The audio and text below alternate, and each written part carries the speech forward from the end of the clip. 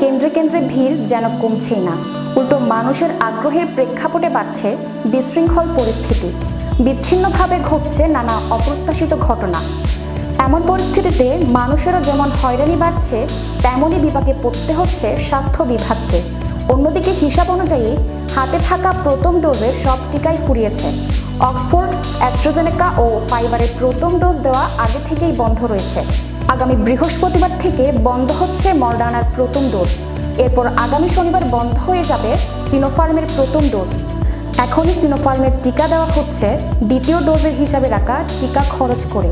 সবকিছু মিলিয়ে কাল থেকে আরেক দফা বিশৃঙ্খল পরিস্থিতির সৃষ্টি হতে পারে বলে আশঙ্কা করছে বিভিন্ন হাসপাতাল কর্তৃপক্ষ। বিশেষ করে প্রায় এক মাস আগে থেকে যারা নিবন্ধন করেও ঢাকাসহ বিভিন্ন সিটি কর্পোরেশন এলাকায় টিকা পাচ্ছিলেন না, তাদের এতদিন অপেক্ষায় থাকতে বলা হয়েছিল। হঠাৎ করে গত মঙ্গলবার এক নির্দেশনায় বলা হয়েছে দ্বিতীয় ডোজ শুরু করার জন্য কাল থেকে মডার্না টিকার প্রথম ডোজ বন্ধ করা হচ্ছে।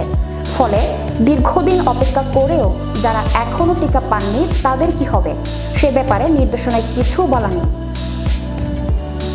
সংশ্লিষ্ট সূত্র জানায়, গতকাল পর্যন্ত প্রায় 22 লাখ মানুষকে মডার্নার প্রথম ডোজ টিকা দেওয়া হয়েছে।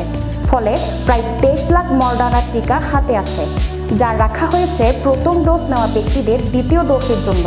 তাই এখন প্রথম ডোজ চালিয়ে গেলেও পরে দ্বিতীয় ডোজ নিয়ে অক্সফোর্ডের টিকার মতো সংকট তৈরি হতে পারে।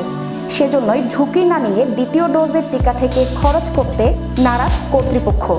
যদিও স্বাস্থ্য অধিদপ্তরের নির্দেশনায় বলা হয়েছে যেসব কেন্দ্রের হাতে মডার্নার প্রথম ডোজের জন্য বরাদ্দ টিকা রয়ে গেছে সেগুলো দ্রুত শেষ করে দ্বিতীয় ডোজের কাজ শুরু করতে। একই নির্দেশনায় আগামী শনিবার সারা দেশে সিনোফার্মের দ্বিতীয় ডোজের টিকা শুরু করতে বলা হয়েছে। এই নির্দেশনার ফলে প্রথম ডোজের টিকা আবারও অনেকটাই থমকে যাওয়ার অবস্থায় এসেছে। পরে টিকা হাতে পাওয়ার সাপেক্ষে প্রথম ডোজ গতি পাবে বলে জানিয়েছেন সংশ্লিষ্ট সূত্রগুলো। ঢাকা মেডিকেল কলেজ হাসপাতালের পরিচালক ব্রিগেডিয়ার জেনারেল নাজমুল হক বলেন, টিকা দেওয়া বন্ধ হচ্ছে না। মডার্নার টিকা যতক্ষণ হাতে আছে ততক্ষণ চলবে। এরপর যে টিকা দেওয়ার নির্দেশনা আসবে সে অনুযায়ী আমরা টিকা চালিয়ে যাব।